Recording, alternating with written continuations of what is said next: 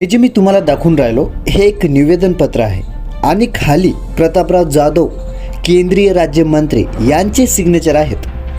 दरअसल विषय असा आहे की मलकापूर ते भंडारी या बस फेरीचा उमरा ह्या गावापर्यंत विस्तार करण्याबाबत हा निवेदन पत्र आहे। सिग्नेचर होऊन हे निवेदन 21/11/2025 ला तयार झालं आणि महादेव माने यांनी 16/12/2025 ला मलकापूर इथे सबमिट केलं।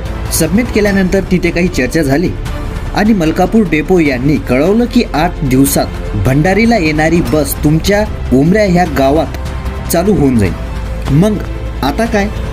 आता 15/1/2026 आहे, म्हणजे अजून काही मलकापूर डेपो इथच्या अधिकाऱ्यांचा 8वा दिवस काही निघलाच नाही। मग आता विषय असा निघतो की जर प्रतापराव जाधव यांचं मलकापूर डेपोला सिग्नेचर करून दिलेलं निवेदन पत्र याच्यावर प्रतिक्रियाला जर इतका वेळ लागत आहे तर एका साधारण व्यक्तीचं हे कायच तरी ऐकतील। ठीक आहे, वेळ लागली तर लागू द्या। भंडारी आणि उमरा यातला अंतर 3 किलोमीटरचा आहे। फक्त बस चालू करा। मी राम पवार, MH56 न्यूज। धन्यवाद।